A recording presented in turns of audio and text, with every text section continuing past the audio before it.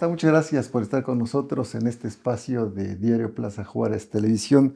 Me da mucho gusto saludar a quien dirige los destinos de Morena en el estado de Hidalgo, Marco Antonio Rico Mercado, quien amablemente acude con nosotros para platicar, para dialogar en torno a un montón de asuntos, evidentemente. Marco, muchas gracias. Javier, excelente día, con el gusto y un honor estar aquí contigo. Igualmente, Marco. Morena, un partido fundamental, obviamente, en estos nuevos tiempos de nuestro país. ¿Cuál es el estado o el diagnóstico que nos ofrecerías así de arranque de cómo está Morena en Hidalgo? Pues evidentemente está bien porque tiene el poder ejecutivo y el legislativo y la mayor parte de los municipios, pero ¿tú cómo observas esta situación de Morena en nuestra entidad? Mira, primero, bueno, pues sí, como ya bien lo comentas, somos el partido más grande de México, del estado de Hidalgo, el partido que hoy gobierna el estado, tiene la mayoría en el Congreso del Estado y la mayoría de los municipios, sobre todo de los municipios más grandes en el estado de Hidalgo. Pues esto en el terreno político, electoral, programático, pues nos da mucho gusto y nos llena de mucha satisfacción. Pero también lo hemos comentado, nos genera una enorme responsabilidad, un enorme compromiso con el pueblo de México y en este caso con el pueblo de Hidalgo. Lo hemos comentado, no solamente se trata del bien ganar, como ya lo hicimos, sino también del bien gobernar. ¿En qué momento se encuentra el partido? Precisamente en esa parte de consolidación, sentando las bases de una buena gobernanza, sobre todo en el ámbito municipal. Marco, un aspecto fundamental que siempre le pregunto a quienes acuden para platicar con nosotros es que ya en el manejo del poder la situación cambia radicalmente. ¿Cómo has observado el manejo del poder de quienes durante muchísimo tiempo buscaron el poder, criticaron el ejercicio del poder? ¿Hay un ejercicio sano, prudente, digamos, ajeno a la soberbia por parte de Morena? Mira, no, sería mentirte que no hemos tenido complicaciones, sobre todo en el arranque de los gobiernos municipales. Sí ha sido muy complicado y son muchos los factores por los cuales se ha complicado. Uno, primero, bueno, creo que es muy mal periodo en el que toman protesta los presidentes municipales. En septiembre, cuando ya presupuestalmente los municipios están ahorcados, comprometidos, no pueden hacer mucho en materia presupuestal los presidentes, algo que, bueno, tendremos que ajustar. No pueden entrar con esas complicaciones los presidentes municipales. Otra, pues entran y les dejan burocracias oxidadas, amañadas, viciadas, ¿no? Con prácticas que, bueno, pues precisamente hemos venido combatiendo en la propuesta, en la oferta política, en el programa. Recuerda que nuestro movimiento, sobre todo en materia programática, se distingue por estar cimentado en valores y principios. No se trata de descubrir el hilo negro de la política, ni sobre todo de la política gubernamental, sino recuperar valores y principios que se perdieron en lo largo de los años. Entonces te encuentras con una burocracia muy complicada, muy difícil, amañada, viciada, arraigada. Generar cambios. Y luego el tema, pues habría que decirlo, idiosincrático, de la forma de hacer política, ¿no? Durante años, bueno, pues aquí en Hidalgo fueron 93 años, a lo que le llamaban al estilo PRI, ¿no? Con esa filosofía gubernamental del que no tranza no avanza, ponme donde hay, el año de Hidalgo, etcétera, etcétera, etcétera, que se hizo práctica común e idea común, ¿no? No solamente en el colectivo gubernamental o político, sino poblacional. Ya todo mundo pensaba que porque trabajas en gobierno, pues te vas a hacer rico. Nuestros presidentes municipales, síndicos y regidores han recibido múltiples capacitaciones en el aspecto técnico-jurídico, que la ley orgánica, que ingresos, que egresos, que facultades, que obligaciones, etcétera, etcétera, puntualmente por parte de la auditoría, la Contraloría, el Congreso del Estado. ¿Qué estamos haciendo como partido? Y vamos a empezar una agenda todavía más fuerte de acompañamiento programático. ¿Qué significa gobernar, ser gobernante de la Cuarta Transformación y sobre todo de Morena? ¿Qué significa gobernar con los principios? ¿A qué estamos obligados con el pueblo? No se trata nada más de anunciar, ponemos una calle, hacemos una banqueta, adornamos el jardín, sino cuáles son los elementos esenciales que tenemos que ir regenerando y cambiando en la administración pública municipal, para que realmente sentemos las bases, insisto, de la transformación. Cuando tú como dirigente de Morena en el estado observas a ahora un presidente municipal y empieza a pecar de soberbio, te dicen, oye, dile que le baje, que se porte como ser humano normal, le hablas, le dices, oye, bájale, este no es el estilo de Morena. Bueno, no le decimos bájale, ¿va? Pero sí intercambiamos puntos de vista y hacemos los comentarios de lo que pudiera parecer soberbia. La verdad es que lo he comentado muchas veces, nos sentimos muy orgullosos de nuestras presidentas y nuestros presidentes municipales. Obviamente, pues pueden tener capítulos complicados en el ejercicio de su actividad. Es esencial, fundamental, no romper el contacto con el pueblo. Has escuchado una consigna de nuestra parte y quiero decirte que no es consigna. Es con el pueblo todo, sin el pueblo nada. Ponemos como ejemplo, le hemos dicho, lo ponemos como ejemplo, primero Andrés Manuel López Obrador. ¿Dónde radicaba el verdadero poder o dónde radica el verdadero poder de Andrés Manuel? En el pueblo, ¿no? Más allá del Congreso, de los senadores, diputados, en el pueblo, porque nunca se divorció del pueblo. El segundo ejemplo que nosotros ponemos es nuestro gobernador Julio Menchaca Salazar, con estas rutas de la transformación, que ya va por la tercera edición y que no rompe contacto con el pueblo, con todo lo que implica ser gobernante y estar cerca del pueblo. Protestas, manifestaciones, reclamos, etcétera, pero no puedes romper esa cercanía con el pueblo. Entonces, cuando algún presidente, presidenta, rompe es cuando nosotros lo observamos. Oye, no dejes, tenemos formatos de asambleas informativas de nuestro quehacer gubernamental y legislativo, que no dejen de informar, que no dejen de tener este contacto con la ciudadanía. Entonces, sí, cuando vemos alguna ausencia de esto, hacemos los comentarios, no, le decimos bájale, no. Oye, presidente, creo que por esta parte no debe de ser, o presidenta, te sugerimos que sea así. Sí lo llegamos a hacer. Marco Antonio, cuando asumes la dirigencia de Morena en la entidad fue una lucha complicada en que grupos, no digo ajenos, pero no necesariamente militantes de Morena, estuvieron a punto de ganar la dirigencia en el estado. ¿Qué tanto grupos de presión que o se disfrazan de morenistas o ya no les conviene estar donde estaban han complicado la vida de Morena? No, mira, afortunadamente el movimiento es muy fuerte, muy fuerte. Obvio, somos un partido, un movimiento que respeta las diferentes formas de pensar, las diferentes formas de ver las cosas, la libre manifestación de ideas, por supuesto, como parte de una democracia real, como parte de una democracia viva, no una democracia de papel o enunciativa, ¿no? Son todos estos elementos, el que tengamos diferencias, el que las podamos debatir y todo ese tipo de cosas. Por supuesto que hay quien aspiró al cargo de presidente o presidenta del partido con una visión distinta, con un propósito tal vez el mismo, pero con diferentes formas, ¿no? Y bueno, pues salimos airosos, se nos dio la enorme oportunidad y el honor, pero eso también nos ha obligado a no desconocerlos, a reconocerlos en todo momento, a pesar de que pudieran no estar de acuerdo, a pesar de que se mantengan bajo protesta o en el desconocimiento de la dirigencia, nosotros sí los reconocemos como tal. Algo que ha caracterizado a Morena y al movimiento de la Cuarta Transformación, que en los momentos coyunturales e importantes, definitorios para el país, se han mantenido firmes. Hemos sacado las tareas adelante. Porque en la primera ocasión que el expresidente López Obrador se reservó como el derecho de admisión, y en esta ocasión que llega a la presidencia dijo que no, al menos lo que yo entendí, y dijeron que entren los que deseen entrar. Ha sido complicado pues bajar de este carro a indeseables que se subieron porque dijeron pues ahorita es cuando, porque hay indeseables, ¿no?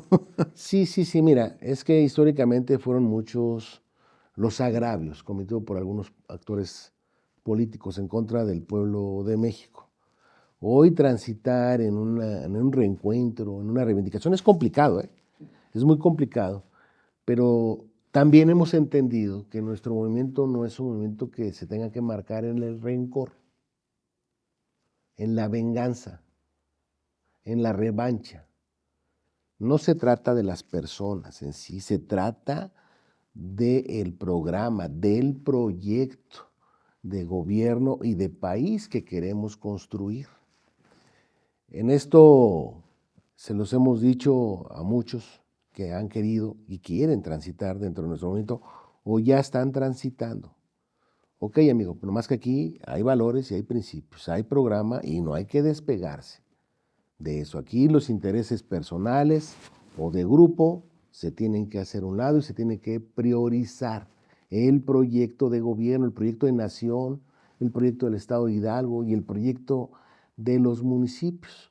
Obvio que cuando se empiezan a destacar los proyectos personales o de grupo al interior de nuestro movimiento por sí mismo, hacen inclusión, porque no hay cabida.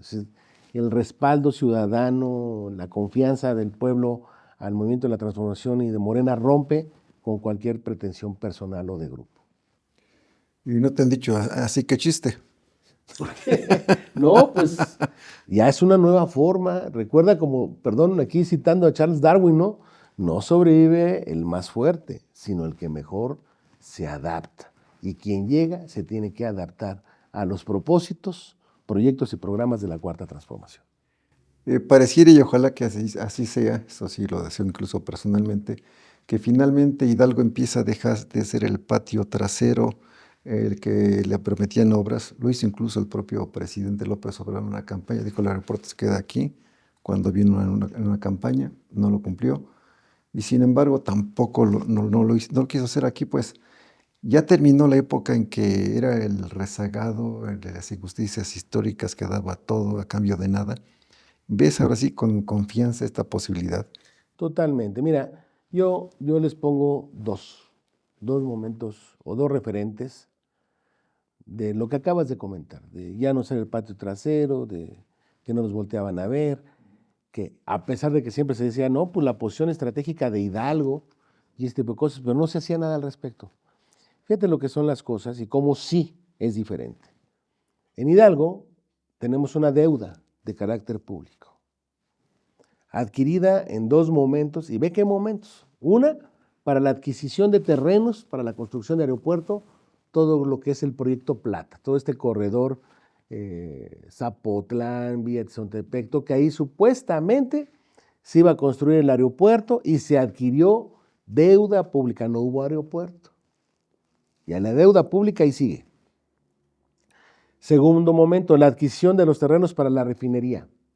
También se adquirieron con deuda pública. Sigue la deuda pública y no hay refinería. Entonces, cosas como eso pues nos mantenían en este margen o en este grado de marginalidad y pobreza y falta de desarrollo en el estado de Hidalgo. Hoy creo que para todos es evidente ya la inversión pública federal que se está haciendo, la manera en que está volteando la federación desde la construcción, la siempre prometida carretera de la Huasteca, de aquí de Pachuca a Huejutla. Hoy vemos mayores avances más rápido, pues sí es una obra muy complicada, muy costosa y que se tiene que ir por tramos, pero ya son notorios. El anuncio del tren que va a detonar, el rescate ecológico de Tula, que es algo, era una de las demandas más sentidas históricamente y de reivindicación de justicia social que teníamos en el estado de Hidalgo. Hoy vemos también una aplicación de recursos muy distintos, con una visión totalmente social por parte del gobierno de Julio Menchaca, en donde pues hay mayor transparencia, se te dice aquí se está aplicando este recurso, no hay municipio hoy en día, no lo hay, que no esté recibiendo apoyo y respaldo de gobierno a sus necesidades más sentidas.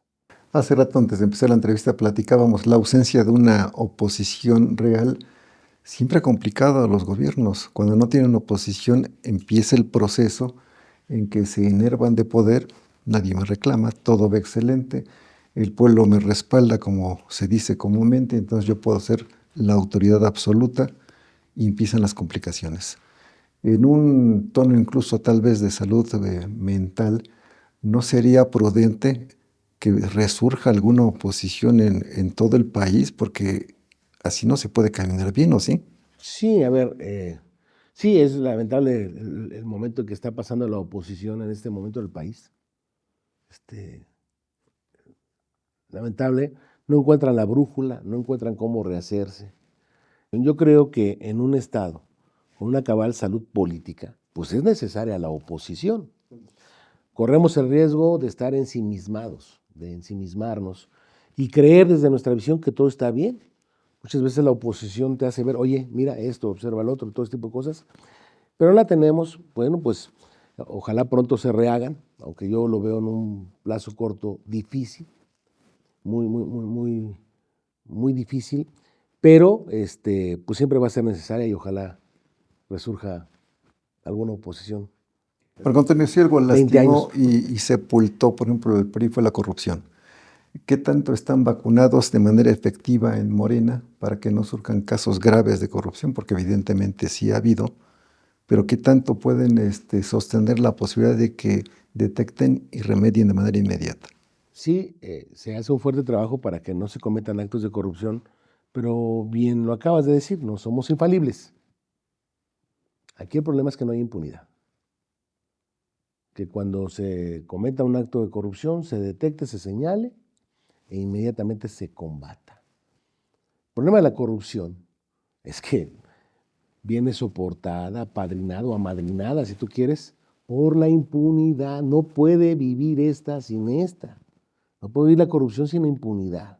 Si no existe la impunidad, la corrupción va perdiendo poder. Entonces, no estamos exentos de que haya un tema de corrupción. El problema es que no hay impunidad. Y algo que tenemos que celebrar también de nuestro gobernador Julio Menchaca es que no ha mirado y no ha consentido, venga de donde venga, la corrupción. Se ha atacado de manera oportuna, pronto, cuando hay denuncias y hay argumentos, pruebas fehacientes de que hubo actos de corrupción, el gobernador los ha atacado. Los ha atacado. Hay comentarios constantes. Si algo complica la vida de Morena es precisamente Morena en el estado de Hidalgo. ¿Esto es real? ¿O por qué se menciona tanto? Pues por lo que comentábamos hace rato, ¿no? Pues aquí a ver, la libre manifestación de ideas, diferencias, de posturas y todo ese tipo de cosas, y que convivimos internamente. Algo que en el anterior partido de régimen, como era el PRI, no era visto. El PRI tenía una estructura vertical y se decía al jefe, los demás callaban. Llegaron a sentenciar que el que se movía no salía en la foto, ¿no? Acá es totalmente distinto, venimos de una cultura y de una formación política horizontal, donde tenemos derecho a opinar, a debatir, a disentir, todo. Y eso pareciera ver, ¿no?, que tenemos una confrontación, una división interna, pero insisto, dado los resultados electorales y la posición que hoy tenemos en México, en el estado de Hidalgo, de gobiernos y de congresos, en lo esencial, en lo fundamental, tenemos unidad. ¿No te ha valido esto a ti personalmente que digan, Marco Antonio, este es un líder blandengue? No, pues son unas percepciones. Lo que pasa es que, yo los digo, o sea, son puntos de vista personales, pero sí algo que tengo que decirte aquí de la manera en que yo me desenvuelvo. En nuestros estatutos se establece los protagonistas del cambio verdadero. Establece a las bases militantes, a nuestros COTS, a los de abajo, a los que dan soporte. Ellos son los protagonistas. Lo que pasa es que hay algunos que pretenden ser protagónicos y ese no es mi caso. Tengo perfectamente clara cuáles son mis tareas, cuáles son mis funciones, ¿no? Todos no somos unos dictadores para andar generando aquí, por allá, dando manotazos, no. ¿Verdad? Entonces, pues si a eso algunos le dicen que es pues lo siento, no vamos a cambiar el estilo, tenemos una formación política totalmente democrática. Platícame de ti, Marco. ¿Cuál es la trayectoria de Marco Antonio Rico Mercado? Militabas en el PRD y después llegas a Morena. ¿Siempre fuiste militante de cuestiones de izquierda? ¿Eres de izquierda? Siempre, toda la vida. Fíjate que ya desde el 88, que yo tenía 17 años, simpaticé con la candidatura de Cuauhtémoc Cárdenas. Por mis trabajos en ese día, en esos entonces, yo un tiempo me dediqué a ser taxista. Entonces, la radio es una enorme compañera de los compañeros del volante. Y escuchaba, y que fue mi gran formador, a Tomás Mojarro, El valedor. el valedor. Y él fue el que me fue induciendo, entro a la política en el año del 98, al movimiento social, perdón, en el Barzón, que en ese entonces lideraba el compañero Antonio Salim a nivel estatal, y Alfonso Ramírez Cuellar, por cierto, a nivel nacional. Empezamos a incorporarnos en el PRD. En el PRD tuve la oportunidad de ser subsecretario de Asuntos Electorales, presidente de la Comisión Nacional de Elecciones, en la delegación del Estado 2 veces, secretario de Asuntos Electorales, secretario de Planeación, secretario de Comunicación, secretario general, fui subsecretario general del Comité Ejecutivo Nacional, delegado en X y cantidad de estados de la República. Entonces, pues una muy fuerte formación partidista, burocrática y programática. Y obviamente, siempre de izquierda. Les digo que tuve la oportunidad y el honor, y aquí fíjate cómo caben los no protagonismos falsos, de estar todos los días que duró el plantón de reforma en el Zócalo. En el 2006, acompañando al compañero Andrés Manuel. Todos los días. Después también tenemos una fuerte incorporación a la lucha social campesina. Tuve la oportunidad de dirigir una organización de carácter campesino que, a pesar de no ser campesino, pues los entiende uno desde la sensibilidad que se adquiere en tener una formación política de izquierda. No ser indiferente ante el dolor o la problemática social, pues nos permite incursionar a liderar esta organización. Y por supuesto, activista de todo lo que tuviera que ver en contra del régimen anterior. Pues ese es más o menos el recorrido, la formación que nos ha dado todos estos años, sobre todo en el PRD. Hace rato ya casi para terminar, Marco, hablabas o pedías cuál era la canción más reciente de Calle 13, que ya no es Calle 13, ¿cómo se llama ahora? Residente. Residente. El ser político, el meterte en la política, ¿no pierde a veces a la gente en que deje de ser efectivamente uno mismo? Sí, te decía, este tema lo comentábamos antes de entrar a la entrevista. Sentencia esta última canción de Residente, Yo quiero volver a ser yo. Y haces un recorrido de lo que tienes que dejar. No solamente cuando haces política, sino en el desempeño de tu profesión o de tus responsabilidades.